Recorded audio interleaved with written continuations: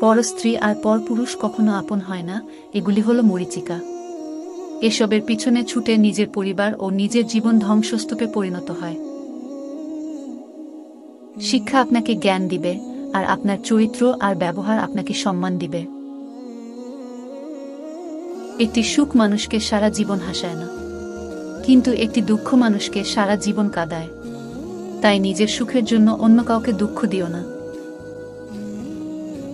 শ্বাসরুদ্ধকর মোনাজাতে কেঁদে কেঁদে চেয়েও যে জিনিসটা সৃষ্টিকর্তা আপনাকে দেননি, ভাবতে পারেন সেই জিনিস কতটা ক্ষতিকর ছিল আপনার জন্য? নিশ্চয়ই সৃষ্টিকর্তা উত্তম পরিকল্পনাকারী।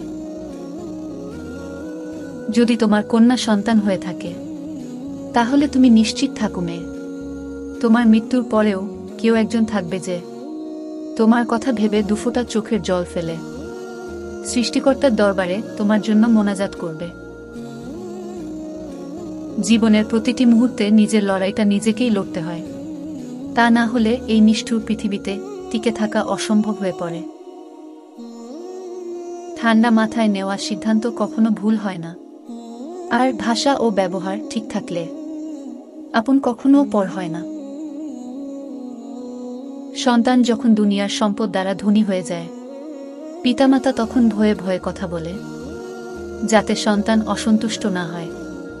আর সন্তান যখন ঈমানের দৌলত দ্বারা ধনী হয়ে যায়, তখন সন্তান ভয়ে ভয়ে কথা বলে, যাতে পিতামাতা অসন্তুষ্ট না হয়।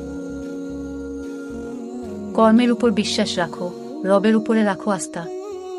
সমস্যা তোমার যতই আসুক, পেয়ে যাবে ঠিক বেরিয়ে আসার রাস্তা। সবচেয়ে দামি জিনিস হলো সময়, আর মানুষ সবচেয়ে বেশি অপব্যবহার সময়েরই করে। হাজারটা ভালো কাজ করো, মানুষ সেটা দেখেও দেখবেন না, অথচ একটা ছোট্ট ভুল করে ফেলো, দেখবে মানুষ তোমার বিচার করার জন্য বিচার সভা বানিয়ে ফেলবে।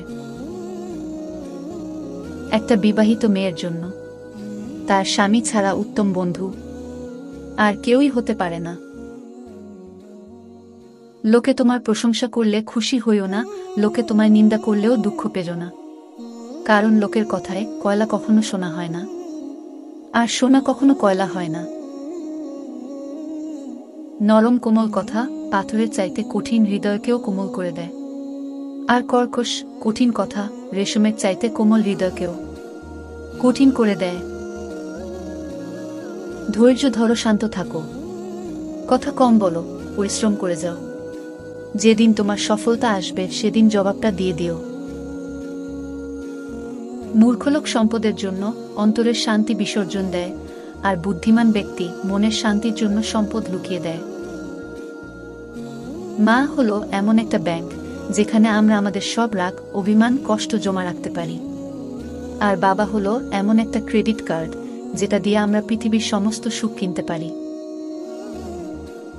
নিকৃষ্ট পাপী ওই ব্যক্তি যে অন্যের দোষ খুঁজতে গিয়ে নিজের মূল্যবান সময় অপচয় করে।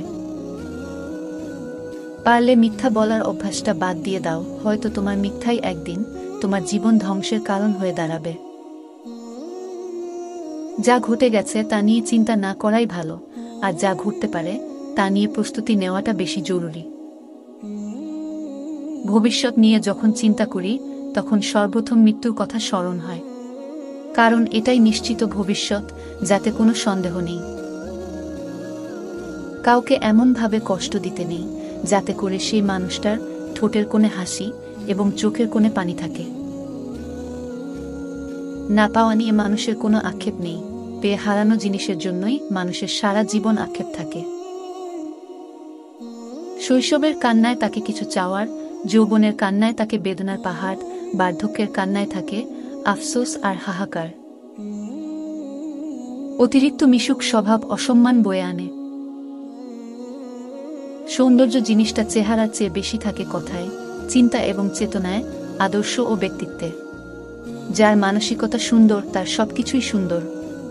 তাই চেহারা সুন্দর হওয়ার চেয়ে মন, মানসিকতা সুন্দর হওয়া অনেক বেশি জরুরি। বাবা নামক বট গাছের ছায়া যার জীবনে নেই, তার সবকিছু থেকেও জীবন অসম্পূর্ণ। মানুষের কাছ থেকে সম্মান পাওয়ার 6 উপায়। সবার সঙ্গে ভালো ব্যবহার করলে সম্মান পাওয়া অনেক সহজ হয়ে যায়। মনে রাখবেন, সম্মান বিষয়টি মন থেকে আসে। জোর করে ওপরে ওপরে সম্মান করলেও ভিতরে ভিতরে একটা চাপা ক্ষোভ থেকেই যায়। কথা দিয়ে কথা রাখুন। মানুষের কাছ থেকে সম্মান পাওয়ার প্রথম শর্ত হলো কথা দিয়ে কথা রাখা। কাউকে কথা দেওয়ার মানে সেই মানুষটা আপনাকে বিশ্বাস করেছেন, আপনার উপর কোনো কাজের জন্য আস্থা রেখেছেন। সেই ভরসা ধরে রাখা আপনার দায়িত্ব। যত কষ্টই হোক না কেন চেষ্টা করবেন নিজের দেওয়া প্রতিশ্রুতি ধরে রাখতে। একান্তই না পারলে সেই কাজের জন্য বিকল্প ব্যবস্থা তৈরি করে দিন। মোট কথা, যে কাজের জন্য আপনাকে একজন বিশ্বাস করেছে সে কাজ যেন আপনার কারণে নষ্ট না হয়। 2. অন্যের প্রতি সম্মান দেখান। সম্মান পাওয়ার জন্য সম্মান দেওয়াটাও জরুরি। শুধু বয়সে বড় কিংবা উচ্চপদস্থ লোকজনদের বেলায় নয়, চেষ্টা করবেন সবাইকে যথাযথ সম্মান দেওয়ার।